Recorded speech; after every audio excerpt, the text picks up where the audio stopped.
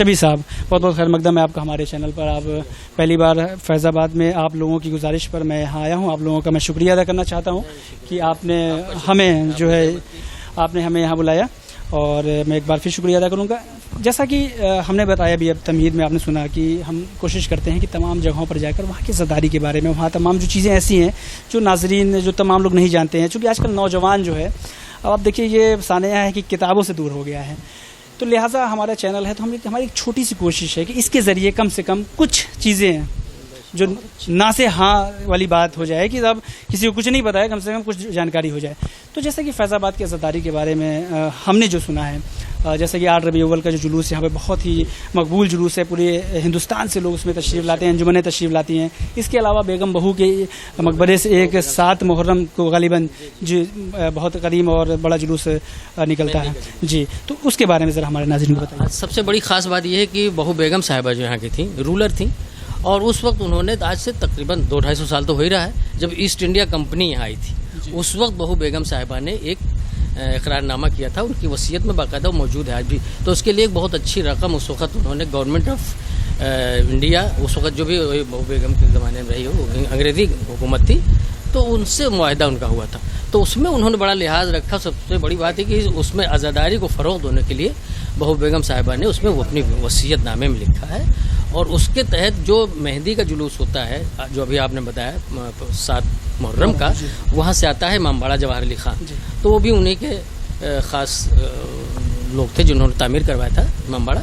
تو وہ وہاں سے آتا ہے، وہ سرکاری جلوس ہے. اس کو اٹھانے کی ذمہ داری اور سارے اخراجات گورنمنٹ، آج بھی گورنمنٹ جو موجودہ گورنمنٹ ہے، ڈی ایم اس کا انچارج ہوتا ہے. مجھے لگتا ہے کہ یہ چیز فیض آباد میں اپنے آپ میں پورے ہندوستان میں انوکھی ہوگی، بالکل الگ ہے، جس کے لیے وہ بیگم صاحبہ نے بڑی اچھی ایک رقم دیا تھا. اس سے آج بھی، اور اس میں رجسٹرڈ انجمنیں ہیں، تبھی سے ہماری، تو وہ انجمنیں ہماری جلوس کو اٹھاتی ہیں. لیکن انتظام اس میں deputy SP, DM نہیں تو ان کو ریپرزینٹ کرتے ہیں سٹی مجسٹریٹ، وہ جلوس میں آگے رہتے ہیں. یہ سرکاری جلوس مانا جاتا ہے. اسی طریقے سے چہلم کا جلوس بھی بہو بیگم صاحبہ کا ہی قائم کیا ہوا ہے، جو امام باڑے سے برآمد ہو کے وہاں جاتا ہے ان کی مزار تک. جیسے ایک اس جلوس کی خاصیت تو یہ ہو گئی کہ یہ سرکاری گورنمنٹ کی طرف سے جلوس کیا جاتا ہے. اس کے علاوہ کچھ اور خاص بات اس نور و جلوس کی؟ ان دونوں جلوس میں شہر کے مومنین، شہر کے پرانی جو انجمنیں ہیں، انجمن حیدریہ ہے، انجمن حسینیہ ہے، اس میں ہماری انجمن بھی جڑ گئی ہے، بزم عباسیہ، یہ سبھی انجمنیں اس میں پورا تعاون کرتی ہیں. اور اپنا روٹ طے کر لیا کہ یہاں سے یہاں تک، یہ یہاں سے، تو پورا تعاون سبھی مومنین کا ہوتا ہے. جگہ جگہ پر سبیل، ماتم، چائے، ناشتہ، یہ سارا انتظام مومنین کرتے ہیں. باقی گورنمنٹ کی تو ذمہ داری ہے ہی، چونکہ بہو بیگم صاحبہ کی وصیت میں ہے. اور انہوں نے اس کے لیے ایک رقم دی تھی. اس وقت ہزاروں کی تعداد میں چاندی کے سکے دیے تھے بہو بیگم صاحبہ نے. ایسٹ انڈیا کمپنی جب آئی تھی تب سے یہ عزاداری قائم ہوئی. اچھا، جہاں تک مجھے غالباً پتا ہے کہ گلاب باڑی میں بھی مجلسیں جو ہوتی ہیں وہ بھی سرکاری. ہاں، محرم میں شب 7 میں مہندی کا جلوس ہوتا ہے. شروعات سے بتائیے گا. بہو بیگم صاحبہ کی ہی وجہ سے اس کا ویسر رہا. یہاں پر نوابین کی قبریں ہیں، اور وہاں پہ ایک بہت اچھا عزا خانہ بھی ہے اوپر. اب جیسے کہ 8 ربیع الاول کے جلوس کا میں نے ذکر کیا کہ تمام جگہوں پر ہندوستان میں مشہور ہے اور تمام جگہ کی انجمنیں آتی ہیں. جیسے کہ میں نے بھی جلوس وہ کیا ہے صبح میں فجر کے بعد 11ویں امام کا جو ہے امام حسن عسکری علیہ السلام کا کہ تابوت برآمد ہوتا ہے، اور بالکل چپ ہو کے بڑے چلو شہ زمن کی سواری ہے. اسی طریقے سے کچھ جی. تو جیسے اس کے علاوہ بھی اور جلوس میں کیا ہے، وہ پورے جلوس کے بارے میں ہم اپنے ناظرین کو بتانا چاہیں گے. 8 ربیع الاول کا جلوس جو ہے تو وہ تو بیسیکلی وہی ہمارے امام کی شہادت، حسن علیہ السلام کی شہادت سلسلے کا ہے.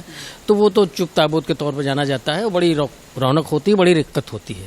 وہ یہاں درگاہ سے برآمد ہو کر چوک ایریا سے گزرتا ہے وہ جلوس، اور وہ اختتام ہوتا ہے. اور اس کی مجلس بھی اس وقت مولانا محسن صاحب ہی خطاب کرتے ہیں. پہلے ڈاکٹر بدر صاحب جو BHU میں تھے، جونپور تھے، ان کا تعلق، ان کی بیٹی وہاں پہ ہے، تو وہ بدر صاحب پہلے پڑھتے تھے. اس وقت محسن صاحب پڑھتے ہیں. وہ جلوس تقریباً 10 بجے کے ارد گرد ختم ہو جاتا ہے. اس کے فوراً بعد وہی مجمع پھر درگاہ چلاتا ہے. چھوٹی درگاہ یہاں ہے، باب الحوائج حضرت ابوالفضل عباس کی درگاہ ہے.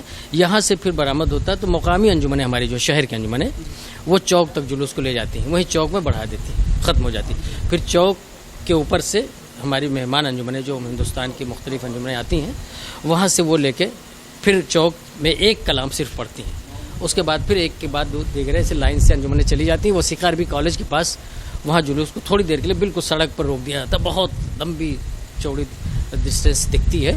اور وہاں پر مولانا تقی الحضری صاحب قبلہ اس کے پہلے تھے جو سکھا کے پرنسپل صاحب تھے، وہ خطاب فرماتے تھے مجمع کو تھوڑی دیر کے لیے قبل مغرب، اور مغرب کے بعد پھر وہاں سے انجمنیں کچھ سلام وغیرہ پڑھتے ہوئے لے جا کے اختتام کی منزل پر 9-10 بجے رات میں، کبھی 11 بجے رات تک لے جاتی تھی۔ اس وقت احمد علی عابدی صاحب جو نجفی ہاؤس ممبئی میں پرنسپل ہیں اور عقائد شیستانی صاحب کے وکیل بھی ہیں ہندوستان میں، وہ خطاب کر رہے ہیں ادھر 2-3 سال سے علامہ تقی الحضری صاحب کے انتقال کے بعد۔